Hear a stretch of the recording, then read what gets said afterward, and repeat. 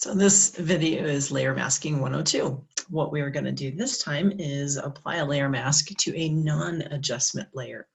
So the first thing I've done is I have taken my background layer and I've made a copy of it using Command or Control J. And I'm going to now add something to this new background layer. In this case, I'm going to add a blur. So maybe I want to have selective focus. I'm going to blur out the background and the other flamingo a bit more. And then I want to reveal, so this flamingo I want it to be just as sharp as it is, but the rest I want it to be a little less focused, so shallower depth of field. So it's really simple to do. Again, you start off with the background copy of your original layer, and then we're going to go to the filter drop-down and choose blur. There are many blurs, and some are really fun, some are useful. The most random blur that duplicates more of a lens bokeh blur would be the Gaussian blur. So I'm going to select Gaussian blur. And notice you have a slider here that you can change the radius of the pixels. This is a bit too much, so I want to bring it down, scale it down to a little bit more. And I can always toggle the preview button on and off so I can see how much that's really blurring. What I'm really concerned about more is the background, not the foreground, not the front flamingo, because that is going to end up looking the way it did originally, and it's going to be in focus. So when I find a radius that I'm pleased with, I'm going to go ahead and hit OK. And that has now added a blur to this layer. To help me keep track of my layers, I can always double click on the title of the layer and I can just add the word blur. So that way I remember what I have done on that layer. If I poke the eyeball, again, I can reveal what's underneath, and that is the background layer. And here's my blur.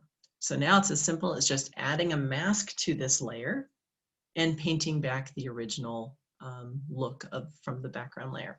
So you can add a mask to any layer just by hitting the Add a Mask button down here at the bottom, the white square with the black circle in it. Click on that and it has added a mask. When it comes to masking, make sure that you have the mask selected. So I see my box around the white square here. And because it is a white mask, it's concealing what's underneath. I want to paint with black to reveal what is underneath. So I'm going to come over to my color picker, toggle over to black, again using the X key or the toggle button, grab my brush, and come back in and paint. It's very important to use the different size brushes to get accuracy with your selection. And then I can paint back in.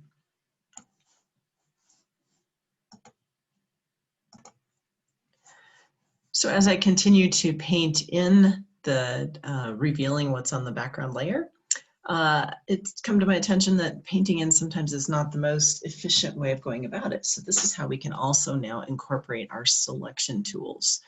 So let me go ahead and undo what I've done here so far. So just using Command or Control Z until my mask is empty, it's white.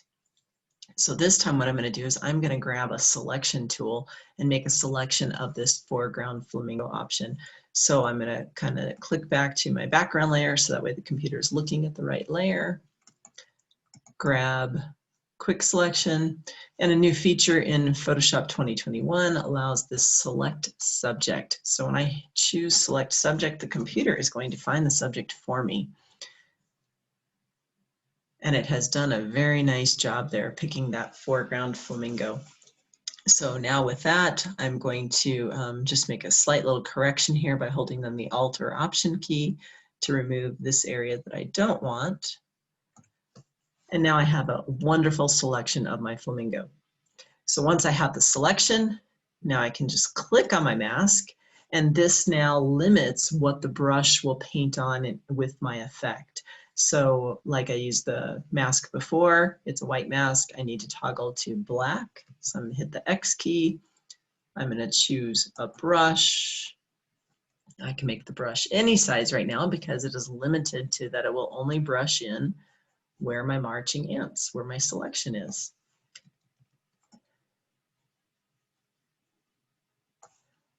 There we are. Notice the mask is a perfect representation of that foreground flamingo. I can just use Command or Control D to remove my marching ants.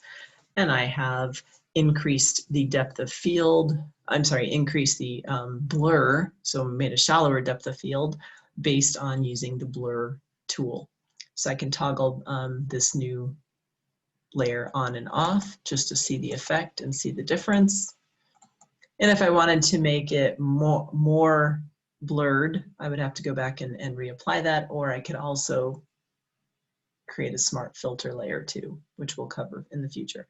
So this is how you would do a layer mask with a non-adjustment layer, with a non-adjustment layer. So pretty easy to apply.